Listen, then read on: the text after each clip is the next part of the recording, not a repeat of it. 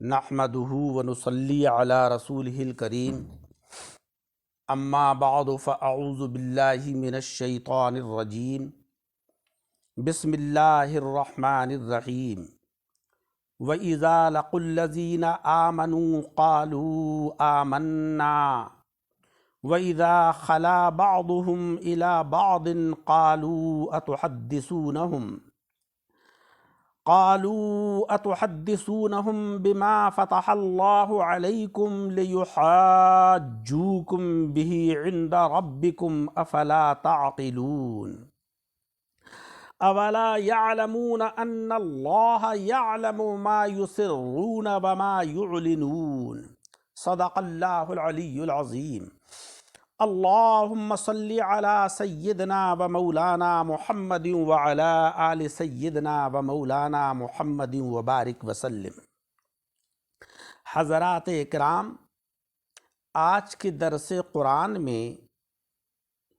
2 آیتیں سورہ بقرہ کی تلاوت کی ہیں۔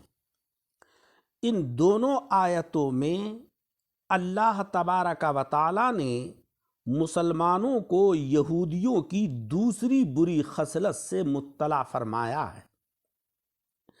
فرمانے باری تعالیٰ ہے کہ ان یہودیوں کی بے دینی یہاں تک پہنچ چکی ہے کہ انہی کی ایک جماعت نے کفر و ایمان کو معمولی بات سمجھ رکھا ہے کہ جب مسلمانوں سے ملتے ہیں تو اپنے ایمان کا اظہار کرتے ہیں اور پیارے آقا جناب محمد مصطفیٰ صلی اللہ علیہ وسلم کے فضائل کا اقرار کرتے ہیں، اور جب اکیلے میں جمع ہوتے ہیں تو ایک دوسرے پر ملامت اور انکار کرتے ہیں۔ اور انہی میں سے ایک دوسری جماعت وہ ہے کہ جو منافقین کی زبانی تعریف کو بھی گوارا نہیں کرتی، وہ ان کو تنہائی میں سمجھاتی ہے کہ اے منافقین، کہ تم مسلمانوں کے سامنے توریت وغیرہ کی وہ باتیں کیوں کرتے ہو جن سے اسلام کی حقانیت ثابت ہوتی ہے؟ اگر تم اسی طریقے سے توریت کی باتیں بیان کرو گے مسلمانوں کے سامنے تو اس کا انجام یہ ہوگا کہ جس طرح وہ تم کو اور دلائل سے الزام دیتے ہیں، اسی طریقے سے ان آیتوں اور تمہارے اقرار سے بھی تم کو الزام دیں گے۔ بارگاہ الہی میں بھی تم بے علمی کا بہانہ کر سکتے ہو، مگر جب تم اپنے علوم ان کو بتا دو گے تو پھر یہ بھی نہیں کر سکو گے، بلکہ اقبالی مجرم کی حیثیت سے سخت سزا کے مستحق ہوگے۔ اللہ جل شانہ وعم نوالہ فرماتا ہے کہ کیا یہ بے وقوف ہم کو بے علم جانتے ہیں؟ یہ مسلمانوں سے کچھ کہیں یا نہ کہیں، ہمیں سب کچھ روشن ہے، نیز ہم نے ہی توریت اتاری ہے۔ ہم اپنے نبی صلی اللہ علیہ وسلم کو اور مسلمانوں کو ان کی چھپائی ہوئی آیتیں بتا دیں گے۔ اسی کا ذکر ان آیتوں کے اندر اللہ تبارک و تعالیٰ نے فرمایا ہے کہ وَإِذَا لَقُوا الَّذِينَ آمَنُوا قَالُوا آمَنَّا، اور جب مسلمانوں سے ملے تو کہتے ہیں کہ ہم ایمان لے آئے۔ وَإِذَا خَلَا بَعْضُهُمْ إِلَى بَعْضٍ،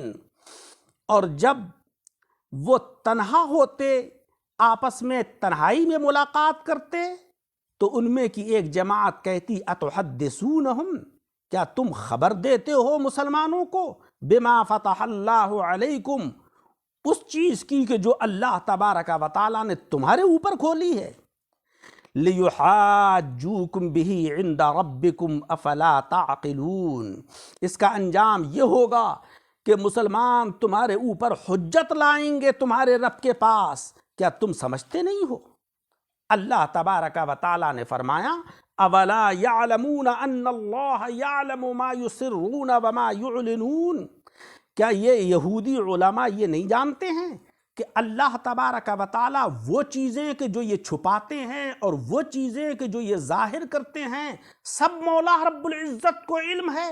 اللہ ان کے ظاہر سے بھی واقف ہے اور ان کے باطن سے بھی واقف ہے۔ اس مقام پر وَإِذَا لَقُوا الَّذِينَ سے مراد منافقین کی جماعت ہے۔ جب منافقین کی جماعت مخلص مسلمانوں سے ملتی تو کہتی قالوا آمنا، ہم تو ایمان لے آئے ہیں، جس طریقے سے تمہارا ایمان ہے اسلام پر اسی طریقے سے ہمارا بھی ایمان ہے۔ وَإِذَا خَلَا بَعْضُهُمْ إِلَى بَعْضٍ، پہلے بعض سے مراد منافقین اور دوسرے بعض سے مراد علماء یہود ہیں۔ جب منافقین علماء یہود سے تنہائی میں ملتے تو وہ یعنی علماء یہود کہتے تھے اتحدثونہم، کیا تم خبر دے رہے ہو مسلمانوں کو بما فتح اللہ علیکم، اس کی کہ جو اللہ تبارک و تعالیٰ نے تمہارے اوپر کھولا ہے، یعنی تم کو بتایا ہے۔ حضرات اکرام اس کے بعد وہ ان کو جھڑک کر کہتے یعنی منافقین سے افلا تعقلون، کیا تم اس چیز کو سمجھتے نہیں ہو؟ اگر تم نہیں سمجھو گے تو اللہ تبارک و تعالیٰ کی بارگاہ میں یہ ایمان والے لوگ تمہارے اوپر دلائل قائم کریں گے، حجت لائیں گے کہ تم جانتے تھے اور اس کو ہمارے سامنے بیان کرتے تھے مگر حقیقت کو مانتے نہیں تھے۔ اللہ تبارک و تعالیٰ نے فرمایا کہ بڑے افسوس کی بات ہے، کتنے احمق ہیں یہ یہودی علماء، یہ سمجھ رہے ہیں کہ ہم مسلمانوں سے جس چیز کو چھپا رہے ہیں یا ظاہر کر رہے ہیں، حقیقت یہ ہے کہ اللہ تبارک و تعالی ان کے ظاہر سے بھی واقف ہے اور ان کے باطن سے بھی واقف ہے۔ مسلمان اس کو سمجھیں یا نہ سمجھیں لیکن اللہ جل شانہ وعم نوالہ ان کی وہ باتیں کہ جن کو یہ چھپا رہے ہیں ان کو بھی جانتا ہے، اور جس چیز کو یہ ظاہر کر رہے ہیں اللہ تبارک و تعالی اس کو بھی جانتا ہے۔ حضرات اکرام اس آیت کریمہ سے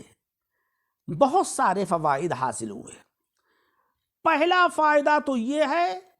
کہ مناظرہ کرنا، مقابل کی کتابوں کی خبر رکھنا، ان کو الزامی جواب دینا، یہ سنت انبیاء ہے۔